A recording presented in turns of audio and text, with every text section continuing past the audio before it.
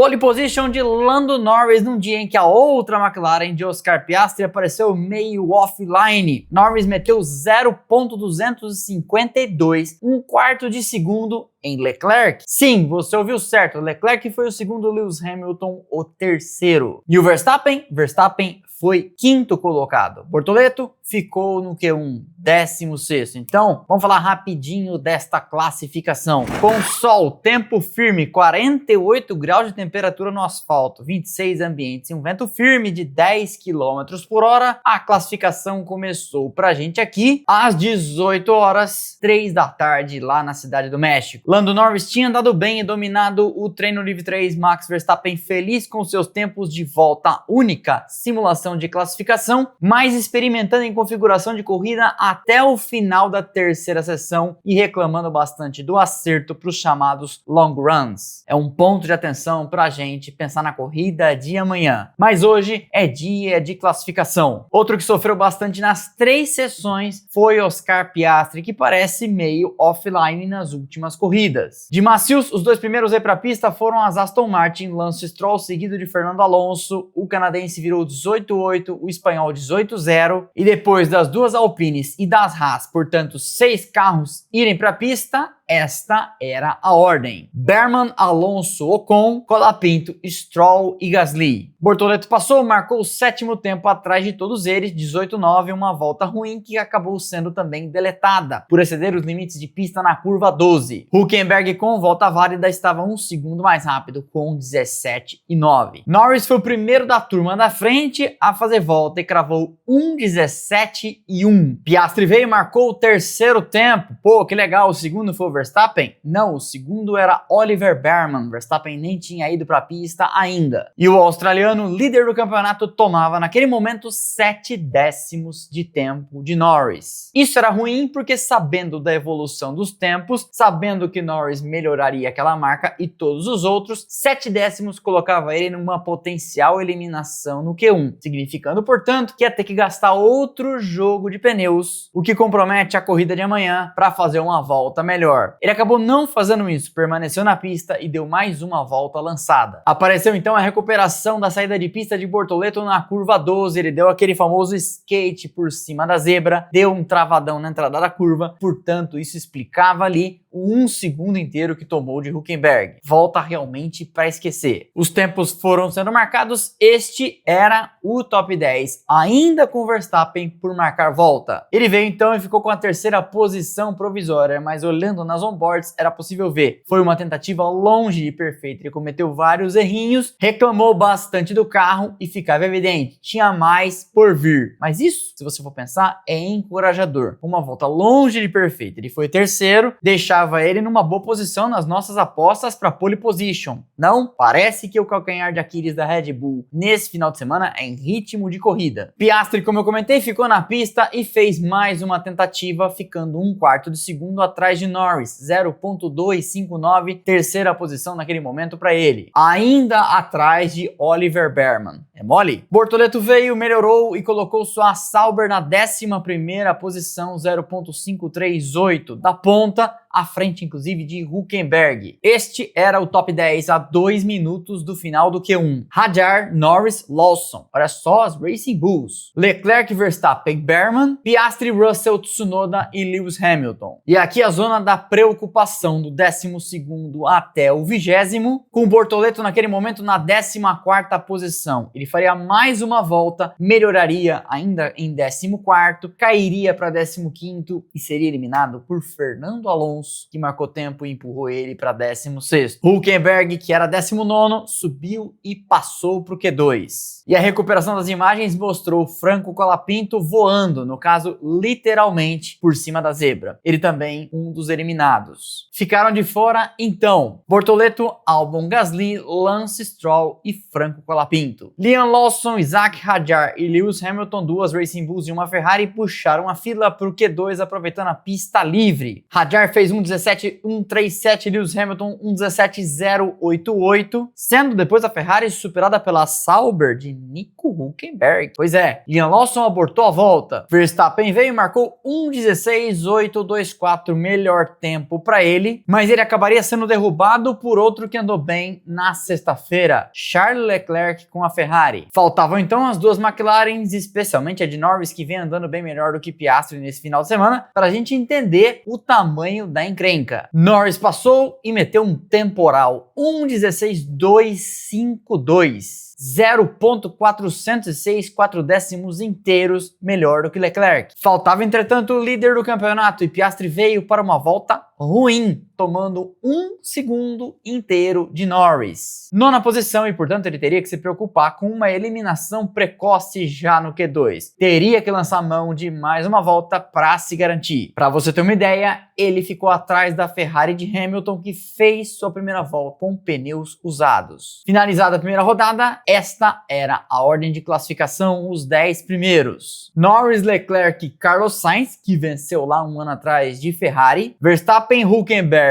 Tsunoda, apenas 2 décimos de Max. Depois Hamilton, Hadjar, Russell e Piastri, com a corda no pescoço, correndo risco de não passar. E ele passaria mais apuro. Ele apareceu no rádio reclamando de algo estranho na curva 5 com a PU, Power Unit, unidade de potência, o conjunto todo que inclui o motor. E o piloto tem uma ferramenta no volante para dar um clique e marcar exatamente um ponto no gráfico que ele quer chamar a atenção de algo. As duas Racing Bulls puxaram a fila novamente para a segunda rodada. A 4 minutos do final, fila na saída do pit lane, como de costume, todo mundo vindo para a pista ao mesmo tempo. Verstappen melhorou sua marca, mas ainda continuava a um grande degrau de Norris, 0.353. A 1 minuto do final, esta era a zona de eliminação. Hülkenberg, Tsunoda, Oscar Piastri, Fernando Alonso e Liam Lawson. Piastri veio então numa volta em que ele correu sérios riscos, inclusive de bater, pegando o touro pelo chifre na última curva, andando até de lado com um power slide bem bonito, e fez 1:16.737, subindo para a 5ª posição e escapando de não passar para o Q3. Eliminados com isso, então, Yuki Tsunoda, Esteban Ocon, Nico Hülkenberg, Fernando Alonso e Liam Lawson. Mas repare rapidamente nas diferenças. Desconsiderando Lawson, que teve uma volta ruim aqui, Alonso ficou a 8 décimos da ponta, portanto 14 carros em menos de um segundo. Luz verde acionada, 12 minutos para os 10 sobreviventes marcarem tempo. 2 Ferraris, 2 McLaren, 2 Mercedes, uma Red Bull, uma Racing Bulls, uma Haas e uma Williams. Verstappen veio para sua primeira tentativa, 1:16.455, você tá na régua. Mas não era uma excelente volta, inclusive você vai ver como os tempos ainda iam evoluir. Ele deu uma bela sacudida no setor 2, uma curva em que teve dificuldade todo o final de semana. Passou o Lando Norris, 1:16.170, melhor tempo para ele, faltava o Oscar Piastri dos que brigam pelo título, e ele marcou 0.299 mais lento que a ponta. Mas,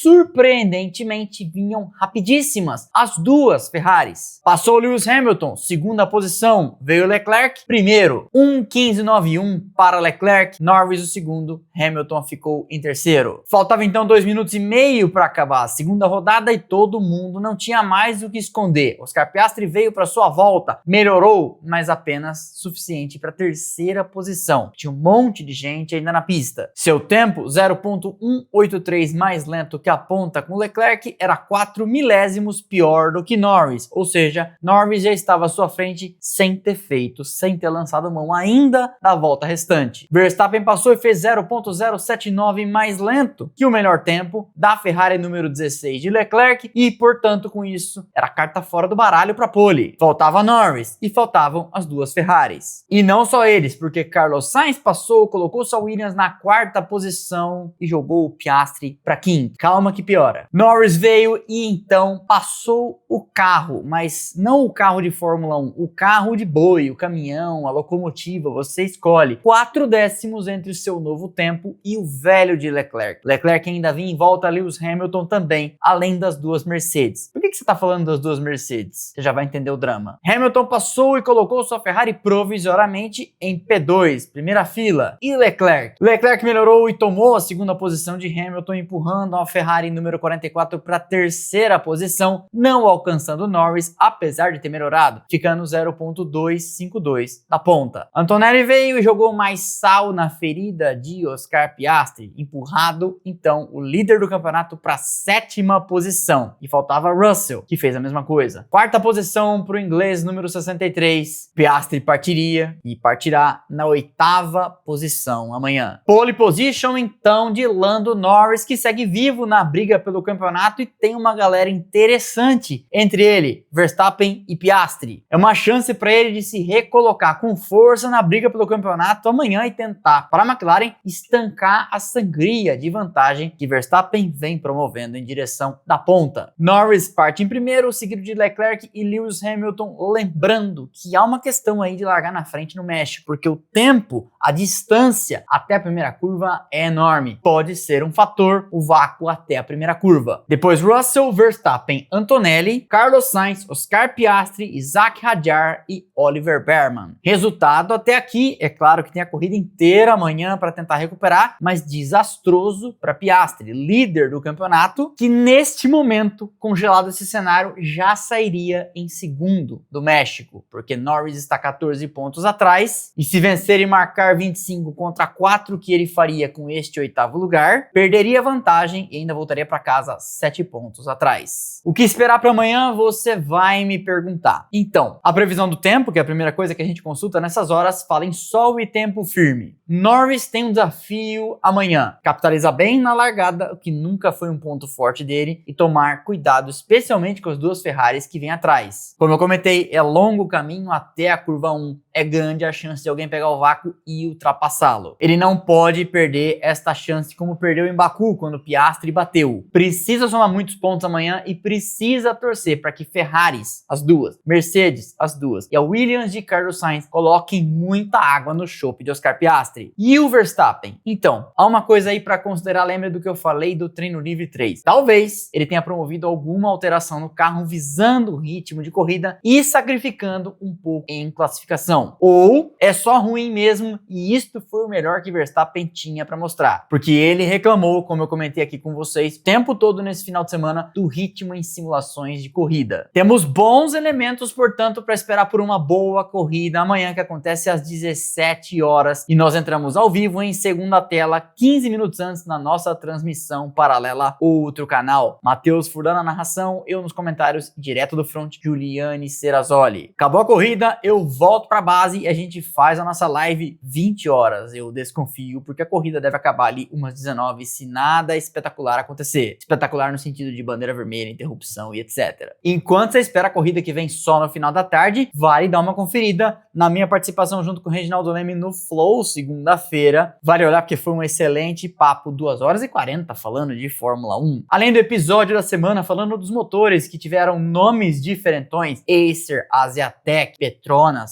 Sauber. Recomendo. Na quarta-feira, a pequena, grande história de quando Alan Jones venceu sua corrida de estreia na Fórmula 1 em 1977 a bordo de um carro da Shadow e não tinha hino nacional para ele. E tocaram até La Cucaracha. Então essa é a nossa passada de régua na classificação. Eu reencontro vocês amanhã no outro canal e também na live pós-corrida. Muita coisa teremos com certeza para comentar. Qual é o seu palpite para a corrida? Coloca aqui embaixo, a caixa de comentários é de vocês. Não quer colocar palpite para a corrida? Manda um emojizinho, conte de onde nos assiste, qualquer coisa é importante para o algoritmo seguir distribuindo o nosso conteúdo na internet afora. Deixa o like, é de graça, não custa nada, você sabe, ajuda demais o canal, que abraça pra mim, que abraça pra nós. Lembrando que amanhã na live temos sorteio de brindes da nossa parceira ReHap. Eles são sorteados para os membros assinantes do canal. Não é ainda membro assinante, só clicar no botão aderir ou seja membro, link lá embaixo também na descrição. Vem aqui amanhã na live, grite eu quero no chat pro Houston filtrar vocês. É nossa forma de devolver para mais de 1000 que nos apoiam já, com brindes, vídeos exclusivos, ver os vídeos em Premiere, ter prioridade de resposta nessas lives. Para não perder nada do que fazemos por aqui, temos nossos canais de notificação, Instagram, Telegram e WhatsApp, além das redes sociais onde tem conteúdo o tempo todo, Instagram, Twitter, Threads e TikTok. Estão passando aqui os arrobas, os links estão lá embaixo na descrição. Ótimo sábado para vocês, nos encontramos 15 para 5 da tarde em outro canal. Valeu, ótima noite, aquele abraço.